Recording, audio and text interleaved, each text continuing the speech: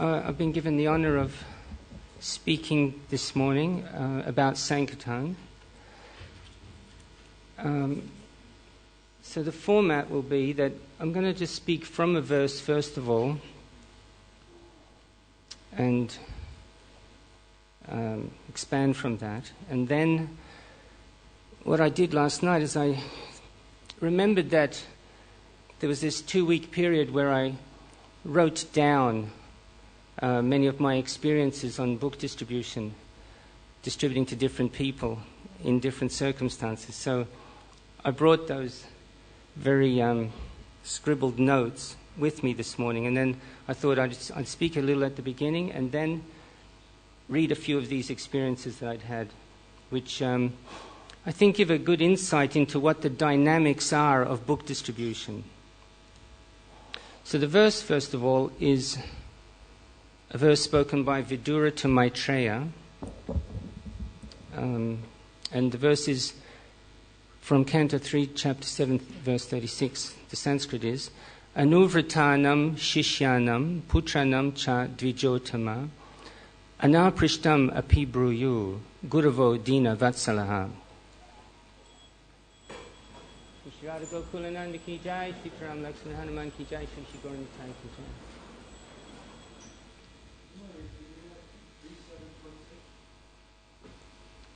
(3.7.36) Translation.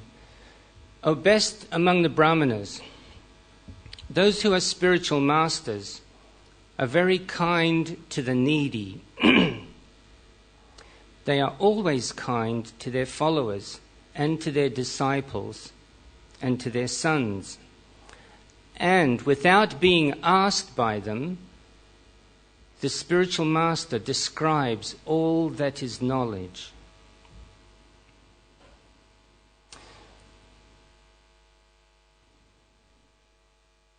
Before I speak, I'll just say my pranams.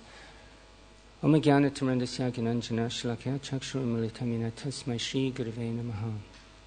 Namo Vishnu Padaya Krishna Abstai Bhutale Srimate Hridayananda Goswamini Namane. Namo Vishnu Padaya Krishna Abstai Bhutale Srimate Shivaram Swamini Namane. Namo Vishnu Padaya Krishna Abstai Bhutale Srimate Bhaktivedanta Swamini Namane. Namaste Saraswati Devi Gauravani Pracharne Nirvishesha Shunyabadi Pashkachandishtane. Mukam Karoti Vachalam Pangam Langai Tekarim Yat Kripatam Aham Vande Shri Gurundina Taranam. Vande Shri Krishna Chaitanya Nityananda Sahodita Godadaya Prishpanbanto Chitra Shandoto Monodo. Offer my humble obeisances unto Lord Chaitanya and Lord Nityananda, who have arisen simultaneously over the horizon of Gaudadesh, just like the sun and the moon, to dissipate the darkness of ignorance and to wonderfully bestow benediction upon all. So in this verse it's saying that spiritual masters act in a certain way. And really we have to understand we're all spiritual masters. It may be that we're spiritual masters not with a capital S and not with a capital M, but everyone has their role. Everyone has people they're taking shelter from and those who they are giving shelter to. There are, of course, different spiritual masters, Shiksha Guru, Vartman Pradarshika Guru, Diksha Guru. There's different varieties. I've heard it said that a spiritual master is anybody who knows more than you about Krishna. That's who your spiritual master is. So when we go out on book distribution, 99.999% of the time we know more about Krishna than what the people on the street know. So we're actually in that role of spiritual master. So it says here that they're very kind and friendly to the poor and the needy, and to their followers, and to their disciples. And it says, and to their children. Or it says to their sons. But I take this, when it says to their sons, to me, a son is somebody's child. So I would when I read this verse, I think that it's referring to children in general. which means innocent people. So a spiritual master is kind and friendly and merciful to these different varieties of people. It doesn't say that they're kind and friendly to demons. So I understand that spiritual masters are kind and friendly to everybody, but they're not directly kind and friendly to demons, but more indirectly, we could say. Prabhupada would say that we don't embrace a tiger, for instance. And it's just not practical to directly approach a tiger and give a tiger the mercy of Krishna consciousness. So some people, they're under the modes of nature and they have a tiger-like mentality, a sort of an aggressive mentality, a vicious mentality. And we don't approach those people. It's just not practical. We're all practicing Krishna consciousness. We're aspiring to come onto this madhyam platform, Ishvara tadadineshu balisheshu dvishatsucha. So that's explaining who we approach and how we approach them. Different dimensions of relationship. Preme maitri kripopeksha sakaroti tu madhyamaha. So preme means we have love for Krishna, and we have friendship for those who are on an equal platform, and then kripa, we are merciful to those who are on a junior platform in terms of Krishna consciousness. We give them mercy. And then it says that Ishvartad adinishu balisheshu dvishatsucha. Dvishatsucha means the envious or the demons. We avoid them. The Madhyam Adhikari avoids those people. So when we're on the street distributing books or in whatever context where we're distributing books, we need to observe the people who we're approaching and what category they fall in. Even though I was saying 99.9% of the time we know more than the people on the street, it's conceivable that somebody might come along who knows more than us about Krishna, and we meet them on the street. So then we should simply express our affection and our appreciation and have a service mood towards them. And if somebody comes along and they have that demoniac vibration, then we avoid them.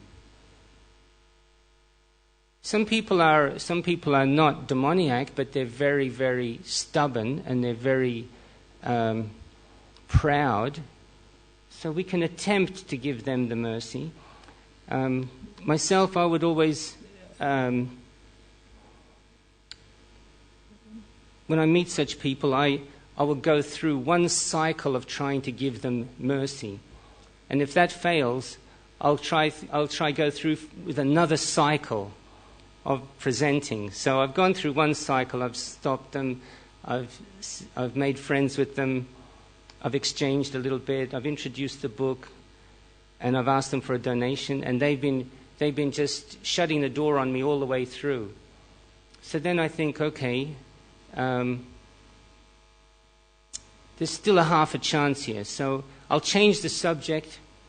We'll talk about something else altogether, and then I'll go through the cycle again and ask them again, will they give a donation? And then they say no. And then I'll think, okay, I'll have to let them go. Because otherwise you can stay for so long with one person trying to crack this nut, and then you're losing so much time where you could be giving the books out to other people. So there's this kind of practical consideration there. What I realize when I'm on the street is that people are just lost. They're bewildered and they're completely lost.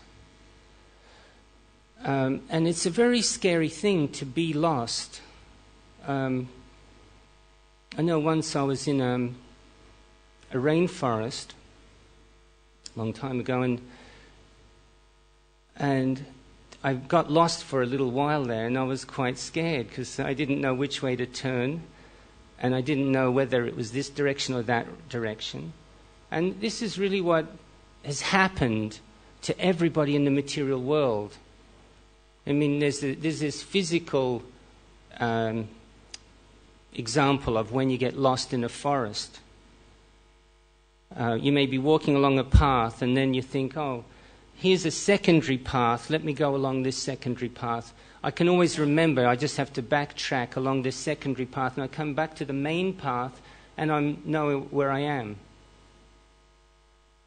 So you go along the secondary path, and then that leads you to another crossroads. And suddenly you're at this crossroads, and there's another 3 paths at the crossroads. So you think, okay, I can remember, I can keep my orientation here. There's 3 paths. I'll take this middle one, and when I come back, I'll remember it's this one, and that this one takes me back to the original one. And so you go along that tertiary path, but then we may overestimate our intelligence. And something may happen. We may be going along this tertiary path, and suddenly we see a bear. And we get very frightened.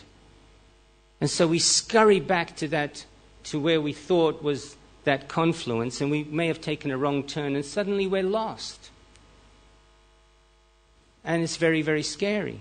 Or even if we do get back to that section where there's 3 paths meeting the secondary path, we may have become flustered, and we forget which one of those other 3 is the secondary path. And then you're just gambling at that point. And you can get very scared. Now, that's happened to everybody in the material world in a sense, because, when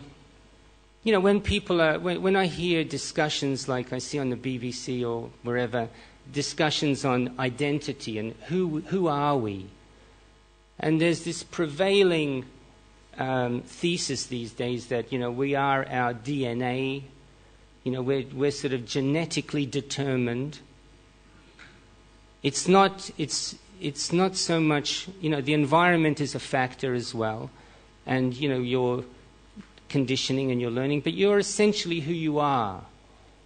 And that's why there's I sometimes see these strident statements from transgender people that it's kind of in their most dramatic tones they come up with, I've just got to be me. And so I'm not going to deny who I am. This is who I am. This is how I was born. But if you really trace, this is what I was thinking about last night, if you're really going to trace the DNA, then what is our original DNA? Can anybody suggest what it might be? What is the original DNA of every living entity? Not Lord Brahma. Loka? Thank you. Loka knows me, I guess, so he can read my mind. Satchitananda is our original DNA. Originally, we're all full of knowledge, blissful, and eternal. So if we find ourselves in a situation where we're no longer Satchitananda, we're no longer exhibiting these symptoms, it means that we've strayed off the path and we've become lost. It's an interesting thing when you become lost.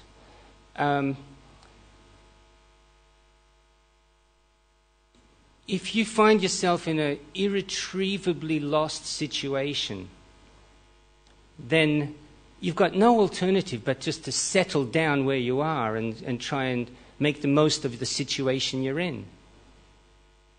So you've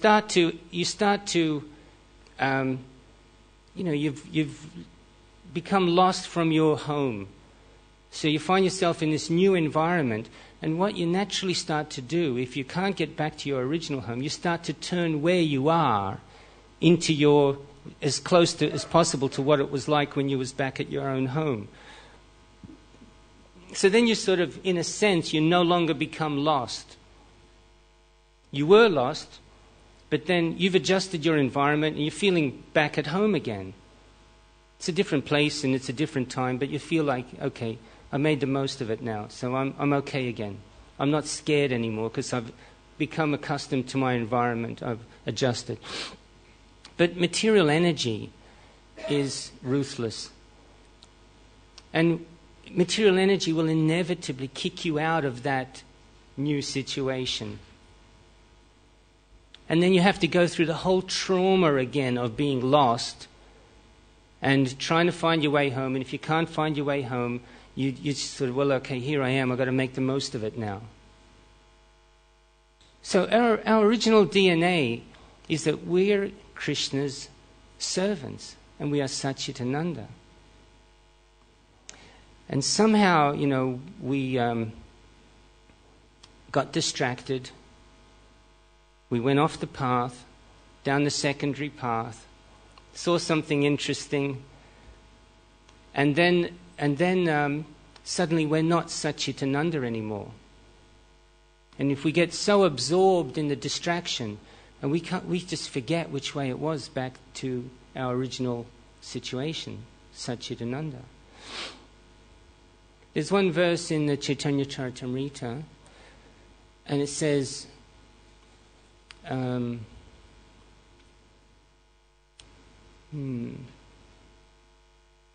Krishna bahir mukha hai, boga vanchakari, nikatasta maya dare, japatiya tare.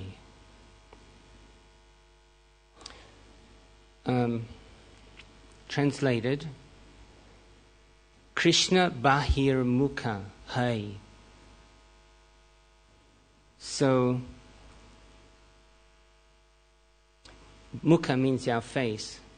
Bahir means external energy. It's referring to the external energy. When we turn our face towards the external energy, away from Krishna, Krishna bahir mukha hai, boga vanchakari, because we've got a desire to enjoy independent of Krishna. So we get this distraction, something in the corner of our eye, and we have this desire to enjoy separate from Krishna. Then what happens, it says, nikatasta maya dare. It says that maya, nikatasta means is standing very close nearby. Japatiyadara, and immediately. Japatiyadara means, it's very vivid in the translation, slaps down the living entity. Immediately, the living entity is slapped down, and you're in the material world to some degree. In material consciousness, the desire to enjoy separate from Krishna. So most, I'm making this point because people have forgotten Krishna.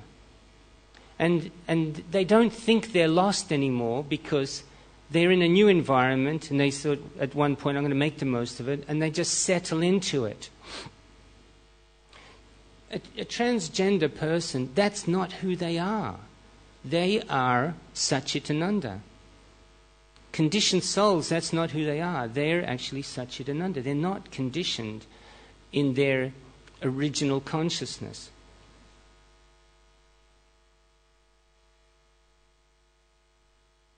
In Srimad Bhagavatam, it also illustrates this point in one verse which I consider is extremely significant. Brashyat yanusmritis chitam jnana brahmsha smriti kshaye tadrodam kavya prahur atmaham, can't think of the last word.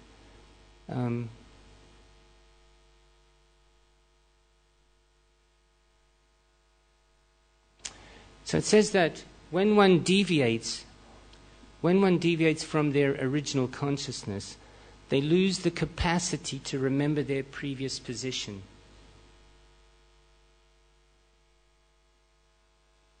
They lose the capacity to remember their previous position. They've deviated from their original consciousness, and then they lose the capacity to remember their previous position.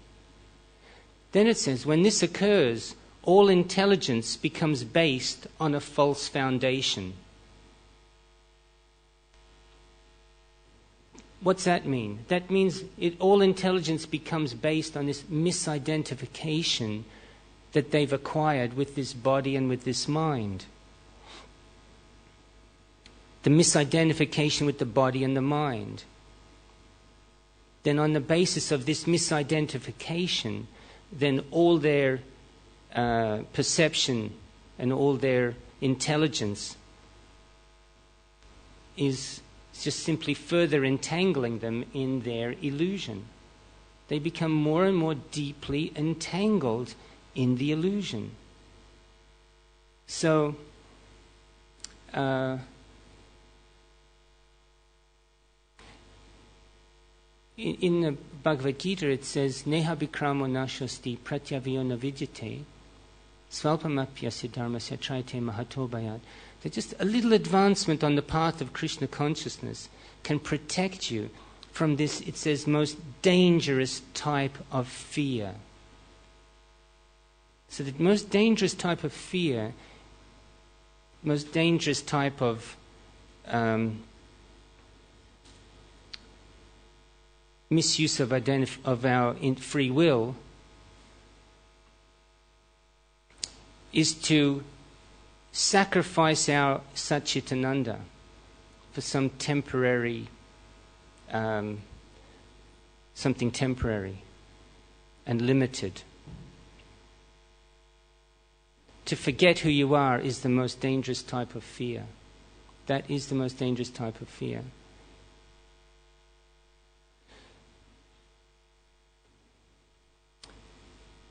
So I'll just read some of these exchanges.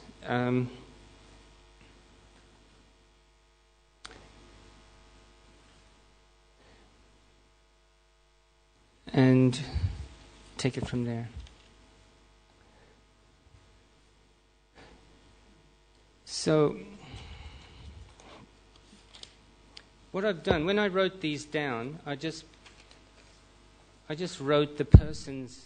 Sometimes I would use just man or lady, or I'd put if I got the person's name, I'd put the person's name. And then, because I was scribbling it down so quick to try and remember what the exchange was, I just would put DN for myself. So when I read this out, I'll just use those terms. So, DN, to a lady in Chichester. You look a very artistic and creative person. Lady, thank you. Who are you? DN, I'm a Hare Krishna monk. Lady, I met one of you lot some time ago. I told him I was into Lord Shiva, and he told me I should chant Hare Krishna. DN, what did you say to him? Lady, I said, I'm not looking for Krishna. DN, so what did he say back to you? Lady, he said, well, maybe you're not looking for Krishna because Krishna is looking for you. DN, laughing, that's brilliant. That's a real Sankirtan devotee for you. Lady, and soon after that, I bumped into this shop in Brighton, and the devotee in the shop gave me some beads and told me, you should start chanting Hare Krishna. Must be Dayal Nitai. Yeah. So I thought, okay, I'll give it a try.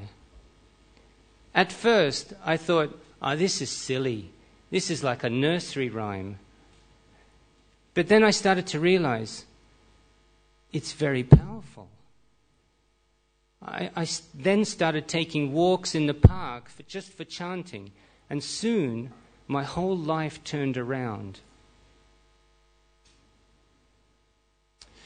I got the job I was looking for. I felt a new confidence. I had a better relationship with my children, and everything went from strength to strength. Dayal Nitai, DN, let me show you this book. And then I gave her Prabhupada Lilamrita.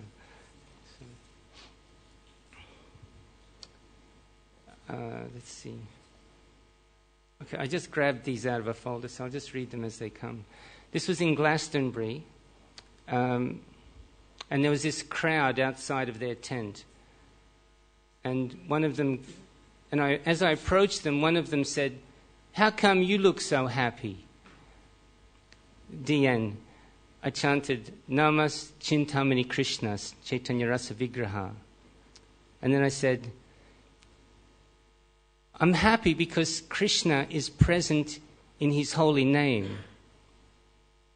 Krishna is personally present in his holy name, and Krishna is an ecstatic personality. And so when we chant Hare Krishna, we also become ecstatic just because we're associating with Krishna, and Krishna is ecstatic association." So this crowd said, "Far out, that's far out. That's really cool." And then just at that point, because we're at Glastonbury, the band started to play. And it struck up, before it started to play the song, it struck up this sort of, it was like a fanfare. So I wrote, it was as if Krishna was there and decided to use his mystic power to first of all allow me the space to preach, and then secondly to applaud the preaching of the glories of his holy name. So that was very nice that they all gave donations and took books. Shri Shri Radha Gokulananda ki jai, Sitaram Lakshman Hanuman ki jai. This was on Oxford Street. There was this very wild-eyed looking man, quite disheveled looking as well. And I was talking to someone, I could see him just walking around me, just more or less orbiting around me. And every now and then he would pick up something off the ground, and I was wondering, what's he picking up, and what's this guy on about? Strange character. So when I finished, I'll read it now. When I finished talking to the person I was with, this strange manic man swiftly approached me. I got to know him later, and his name was Peter. So, "Peter, you're a monk, are you?" DN, "Yes." "Peter, you're not a monkey though, are you?" I got DN, and I just put a question mark because I just thought, what's this guy on about? So I was just looking at him. And then Peter, "You are a monkey, aren't you? You're a monkey without the key. Am I correct?" DN, "Listen, buddy, where are you coming from?" Peter, "What do you mean?" Dayal Nitai, staring. Peter, staring back at me. Peter, "I want to see if I can learn from you." DN, "What do you want to learn?" Peter, "Something about God. I'm a man who wants to do God's work." DN, "It's all in this book." And I give him a Srimad Bhagavatam. Peter, He turns over the book appreciatively. Oh, it's in this book, is it? So what does this book say? DN, "It tells you about God's personality. You find out significant features of God's personality. You find out what kind of person he is, who his friends are, and what he does in his spare time." Peter, "How much?" DN, "Donation." And then he goes to the cash point and brings back a tenner.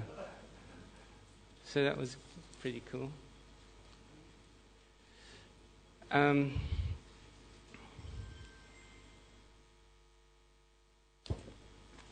this is in Londonderry. A chap called Martin. Oh yeah, Loka, this is that chap that I was talking about the other night. Remember? Yeah. This is all the other details. What I told you was like not exactly the same. So there's a chap called Martin. He was diagnosed at one stage terminally ill because of his alcoholism. He was told to give up drinking, and if he managed to give up drinking, he may live another year. That's what the doctors, their prognosis was. Diagnosis, whatever. Then after 6 months, the doctors realized that the drinking is not the cause of his illness, but that it was the chemicals he was ingesting while working in a factory. They tell him he can go back to drinking. This is what he told me, that these silly doctors. Martin tells the doctors that no, he will not go back to drinking alcohol. He likes himself much better without the drink. He said that he now drinks only carbonated spring water with fresh lime juice in it on all social occasions. Then he tells me his daughter died at 4.5 years of age of a painful illness, how she suffered throughout her 4.5 years, and how he became agnostic as a result of it. He told me he could not understand why a God would be so cruel. I asked him what was the priest's explanation. Martin said that the priest had no explanation and that all he said was that his daughter is now an angel in heaven. I then told him that we are all in the material world because of our karma. And when our karma is purified and we have awakened our love of God, we go back to the spiritual world. His daughter, I suggested, may have been almost a pure devotee in her last life and only needed a few more years of purification before becoming fully qualified to go back to Godhead. And that's why she may have died at such an early age. Martin accepted this perspective with great warmth and gratitude. He immediately just gave a donation. He gave £20, just straight like that. And he had Bhagavad Gita, Srimad Bhagavatam 1.1 and SSR. He went home with 3 books. And then the next day, just this is like, I haven't written it here, but the next day I was at Tesco's just getting a few provisions, and I bumped into Martin again. Just amazingly. It's Krishna says in the Bhagavatam that just as a player brings little pieces together and separates them, Krishna is bringing people together and separating them. So what a coincidence. The very next morning I bump into him again, and then immediately he just gave another £20, which was pretty cool. This was at a festival at the Isle of Wight. There's this very miserable-looking group in front of their tent. DN, what's the matter with you guys? Why you all look so miserable? Group, our tent was ransacked and we've had all of our money stolen. DN, sorry to hear that. The group, one of the group, you're a monk. Explain why this happened. Because they were all very upset. So he said, you explain why this happened. DN, this is actually how it happened. And sometimes Krishna just pulls your tongue as well for various reasons. So the guy, you're a monk. Explain why it happened. DN, because you guys deserved it. Group in uproar. What? One of them, did I hear you right? DN, have you guys ever heard of the law of karma? Group, yeah, well, you can stick your law of karma. DN, look, you guys must have done something to have got this reaction. The universe does not behave in an irrational or spiteful way. There is full justice and equality in the dealings of the universe. Why don't you guys just stop acting like spoiled brats and just accept responsibility for your situation? And then I said, just stop sulking like a bunch of babies. So Then one of them came up to me and he said, "Okay, if I punched you in the face right now and stole all your money, would it be because you deserved it?" DN, "Yes." This guy says, "Well, watch out." Then I said, what you guys have to get your minds around is that the soul is eternal and that reactions are coming not just from this life, but from previous lives as well. And then followed on a kind of in-depth discussion about reincarnation. They were all very animated, and we had a very good discussion. There was no animosity. It all mellowed out. And then I left them, because they had no money, I just had to leave them a freebie, a Science of Self-Realization freebie. So, this was at Royal Ascot. One chap came to me and he said, oh, no, actually he didn't come to me, I came to them, but he asked, "What does it mean to be a monk?" DN, "There are 4 things we don't do, and there is 1 thing that we do." Lady, what are the things that you don't do? DN, no gambling, no illicit sex, no meat eating, and no intoxication. And then I've got written here, lady and chap, they both ask for clarification on each of them, and I do a little elaboration. Then the man says, "Excellent. Mind you, I don't think I could make the cut, but I'll give you a donation anyway." Lady, "And so will I." And they both give a $5. DN gives them an SSR and explains a bit about the book. Man, do you have any tips for racing today? DN, yes, I've got a very hot tip. Chap, what is it? DN, give up gambling. Chap and lady both laugh. See you later, good luck. So I go on, and I'm at another group at their table. So I'll just read it. Talking to another big group, when suddenly the same lady approaches, apologizes to the group for interrupting, and then says to me, "Oh, you forgot to tell us the 1 thing that the monks do." So she was looking for me for 20 minutes and then finally found me and wanted to know, what is it that we do? DN, we chant God's names, the principle being that God is absolute. This means that God can be present personally in the sound vibration of his holy name. So I'm telling her all this while the other group is listening as well. So I've got a very big audience. And this is why we chant Hare Krishna. It helps us to get to know God better, because God's present in that sound vibration.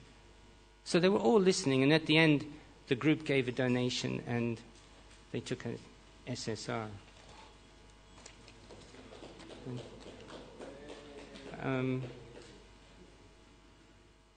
This was at a car racing event, and it's usually you get at festivals, they're much nicer. I find they're much nicer people. They're more freewheeling, they're more relaxed, they're younger as well. And at car racing, they're more square, and they're more kind of redneck most of the time. So it's not as much fun, but I was at this car racing event, and I'm in the car park, and there were these 2 chaps. They'd brought, don't ask me why, it was a huge, the lorries that have got the big thing at the back. So they must have somehow disengaged the big thing at the back, and they just arrived in the car park in the lorries. The lorry is like so high up. So there's one here, and I came into the middle of them and I handed one guy, both of them a chant and be happy. I stood in the middle looking up to them. I give them each a book. Upon receiving chant and be happy, one man asks, "Is this book going to change me? Because if this book is going to change me, I'm giving it back to you because I'm happy the way I am." DN, Well, what's wrong with, and that's as far as I got. Then he shouted, yes or no? Is it going to change me? I just want a straight answer, mate. So I didn't give him a yes or no. I said, look at the cover. John Lennon and George Harrison. They both checked out the philosophy. John didn't want to change, but George did. So it's up to you. You're your own man. Put it to the test. And then he gave £2 and took the book. And the other guy, I've got written here, the other guy returned his book. But the guy who was kind of shouting at me, he took his book. This was, there was a whole group of people drinking, and I was trying to sort of enter into the group, but nobody was interested. And then there was one guy that was interested. And I got to know him, and his name turned out to be Peter. So he said, I'll listen to you. What's your pitch?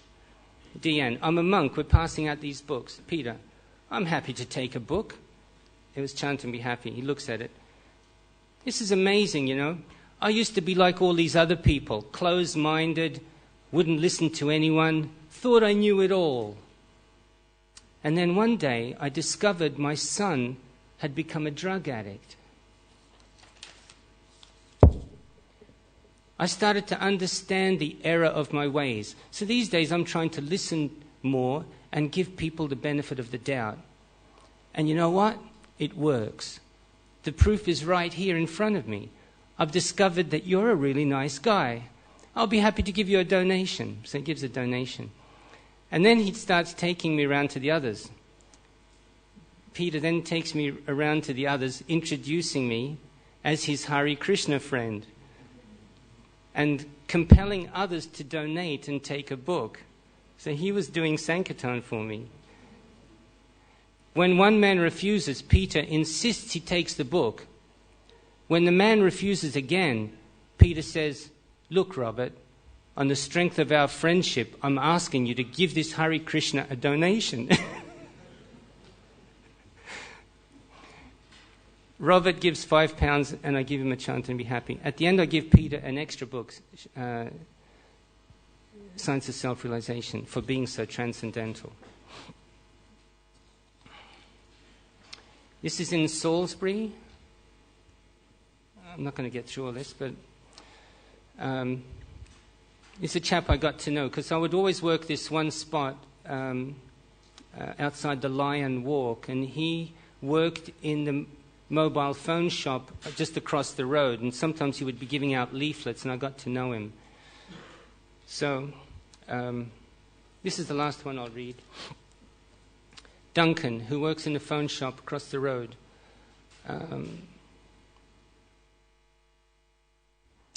He tells me, I make friends with him. He tells me about the ups and downs of the phone shop and other trivial news. On this occasion, he makes a statement that his boss is so cunning that he can make people sign up for a phone contract that they can't afford. He says that he himself doesn't mind signing people up for expensive phone contracts if they're rich, but if they're poor, he prefers to tailor the contract according to their means. This leads him to comment that some people are only interested in money. DN. If everybody was like you and controlled their greed, there would be no discrepancies in the world. In our scripture, it explains that God made the world perfect and complete so that all living entities are provided for. Perfect and complete means that there is a perfect balance. There's no shortage and no surplus. Everyone has their quota according to what they need. Therefore, if a greedy person takes more than what their fair share is, then they create an imbalance, and it leads to some other poor living entity to have less than their fair share. You know, I made a little speech there. Then Duncan says, wow, that makes sense. Do these books you're giving out explain all this? Deanne, yes. Duncan, how much do you sell them for? Deanne, we just ask a donation. Duncan, right. Goes to the phone shop and returns with a donation.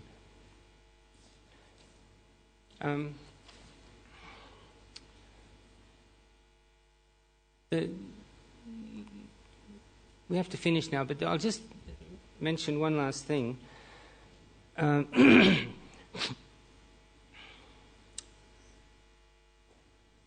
while ago, I listened to one lady on YouTube. Her name's Mula Prakriti. And she was a wonderful book distributor herself in her time. And she was, in her later years, going around different places, interviewing people who knew Prabhupada and writing it all out for posterity. And so she was, I was listening to her speak. She's a wonderful speaker, and she was describing how there was this one Babaji who lived adjacent to the Radha Damodar temple. And his name was Hridayananda Babaji. And he would describe that when Prabhupada came to live in Radha Damodar, that he took note of how serious he was and how determined he seemed to be. And he said that he always, he started to develop an urge to serve this great sadhu. But every time he approached him, he said Prabhupada would decline because he was just too humble to accept service from anybody. But he said he kept on asking him. And then finally one day Prabhupada said, okay, you can clean my room. And so this Hridayananda Babaji, he started cleaning Prabhupada's room, and he described to Mula Prakriti that he was wanting to do it such a good job because such a wonderful Vaishnav deserves wonderful service. So he was cleaning the room as best he could, and then he saw that there were many, many cobwebs. And he thought, right, I'm going to really get this room pucker. And he was cleaning all the cobwebs as well. And as he was cleaning the cobwebs, Prabhupada came back. And Prabhupada looked very disturbed. And Prabhupada said, stop. And Babaji looked at Prabhupada, and Prabhupada said, because he could see the little spiders running around, and he said, Prabhupada said to him, you are disturbing the residents. And the Babaji said he felt terrible after that. And as Mula Prakriti was interviewing him in his room, this is many years later, he said, look now. And she looked, and there was cobwebs everywhere in his little bhajan kutir. But he said also that there was one period where he heard this noise every evening, and he would just sometimes turn his head around, and sometimes he would put some earplug and try and get back to sleep. But then he became overwhelmingly curious to know what is this noise that he's hearing every night. So he got up and he went onto his roof, and he kind of tried to locate where the noise was coming from. The noise was coming from Rupa Goswami's samadhi, and the noise was coming from Srila Prabhupada, who was wailing and crying out for mercy from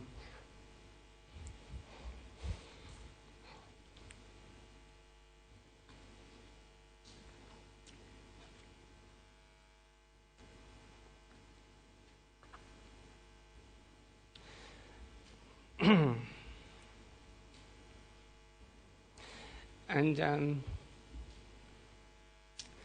she was telling many other stories as well about how one pujari from Advaita Acharya's house, he was noticing that there was this grihasta coming to visit Advaita Acharya's house, and he would chant at the back of the hall. And she said he would also be crying, and he would feel very empathetic towards this person. And every time this person came, he would get some Mahaprasadam ready, and then just as the person was leaving, he would give him some Mahaprasadam. And so he said that he was describing to Mula Prakriti that he never thought to ask who are you and, why are you coming here? But he would regularly come to Advaita Acharya's house in Shantipur. And then there was a whole period where he stopped coming. And the Pujari was wondering what could have happened to him. And then some years later, he saw him again. But this time he was wearing saffron. And he had a danda. And he came into the hall again, stood at the back, and again was chanting. And this Pujari said he just was so struck by how graceful and how elegant this person was, and how determined also his chanting was, and how deep was when he said he would sometimes cry, and how deep the crying was. He said there was one moment where he started crying himself just because of seeing this man cry. And so he thought, this time I'm going to ask him who he is. So just before he left, he came up with the Mahaprasadam and he said, I've been observing you for so many years. Who are you? And the man said, I am Abhaycharanarvindam Bhaktivedanta Swami. And I am the fallen disciple of the most glorious spiritual master. And then he said, Srila Bhaktisiddhanta's pranam. And he said, I'm coming here because this is where Lord Chaitanya and Lord Nityananda and Advaita Acharya used to gather to plan the spreading of Krishna consciousness. So I'm coming here to get the dust from their lotus feet, and I'm feeling much mercy from them. And then she described that, or the Pujari described that he then looked at me and said, will you also give me your mercy? And then this Pujari said, yes, all the mercy I have, I give to you. I pray for your success.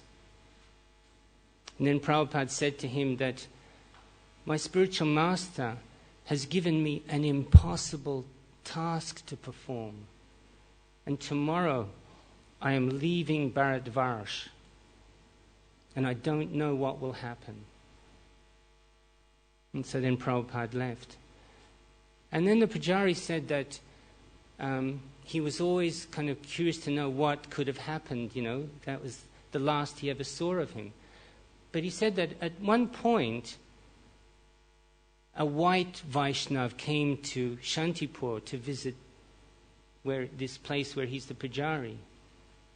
And he said that he was too shy to ask, anything of this white Vaishnav. It's the first time he'd seen a white Vaishnav. But then he said others started to come more regularly. So many white Vaishnavas were coming to Advaita Acharya's house. And then one day, he said, one of them gave him a Back to Godhead magazine. And then when he opened it up, he could see his old friend. Srila Prabhupada ki jai, Nitai Gaura Premanandi. And one last thing, so just as the Pujari gave Prabhupada all his blessings and he said, I pray for your success. So all the devotees who go out on this marathon, whatever blessings I have, I also give them and I pray for your success. Hare Krishna.